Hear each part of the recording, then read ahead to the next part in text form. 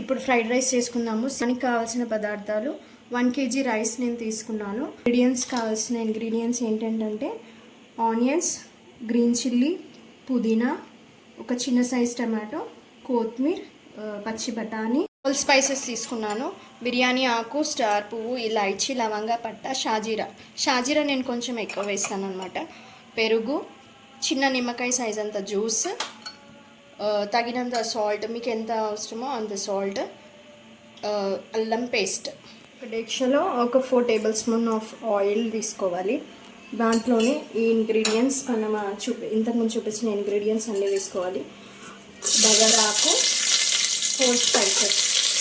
నేను కొంచెం షాజీరా కొద్దిగా ఎక్కువ వేసుకుంటాను.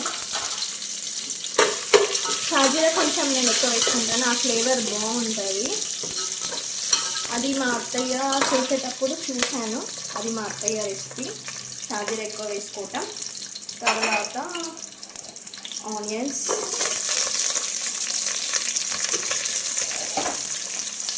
మిర్చి, పుదీనా,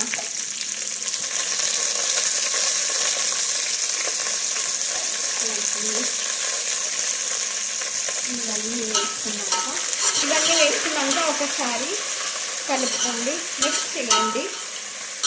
మీరు కూడా ఈసారి చేసేటప్పుడు కొంచెం షాజీరా ఎక్కువ వేసుకొని చేసుకోండి. ఇవి కొంచెం బ్రౌన్ అయ్యేంత వరకు చూడండి. బ్రౌన్ అయ్యాక నెక్స్ట్ ఇంగ్రీడియంట్ చూద్దాం. కొంచెం ఇట్లా ఆయిల్లో కొద్దిగా ఆయిల్లో మిక్స్ అయ్యాక టెక్స్చర్ ఇట్లా వస్తుంది, బ్రౌనిష్గా. పచ్చిమిర్చి చేంజ్ అవుతుంది కలర్. దీంట్లో కొంచెం అల్లం వేసుకుందాం. నేను 2 స్పూన్స్ వేస్తున్నాను 1 kgకి. మంచిగా మిక్స్ చేసుకోండి.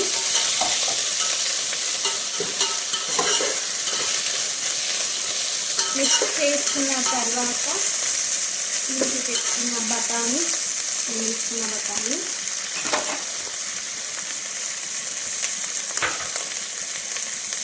చిన్న సైజ్ టమాటో, ఒకసారి బాగా మిక్స్ చేసుకున్నాక నేను తీసుకున్న కర్డ్, పెరుగు. ఇది మా మమ్మీ చిట్కా.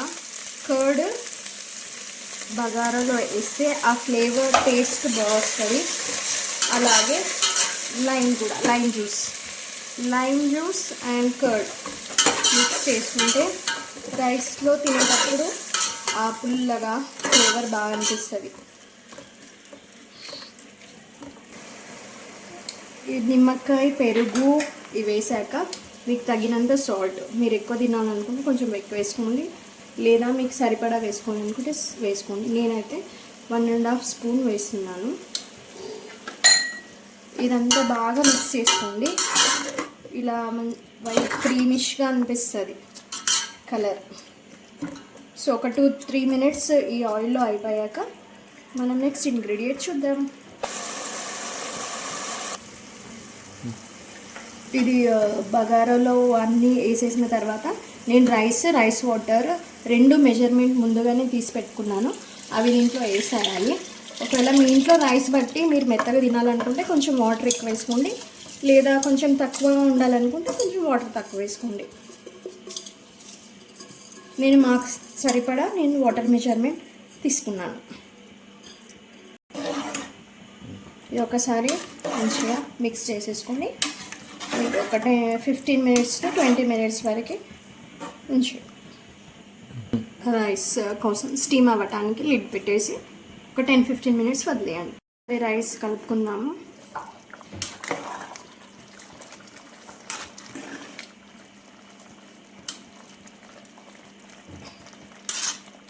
కలుపుకొని లిడ్ పెట్టేయండి. మధ్యలో ఒకసారి చూసుకోండి వాటర్ సరిపోయిందా లేదా అని. అయిందో లేదో 15 మినిట్స్ అయినాక ఒకసారి మనం చూసుకుందాం. సో రైస్ అయిపోయింది. ఈ రైస్ ఆలు కుర్మాతోని కానీ, egg curry, boiled egg curry, chicken curry, mutton కర్రీతో సూపర్గా ఉంటుంది. ఒకసారి ట్రై చేయండి.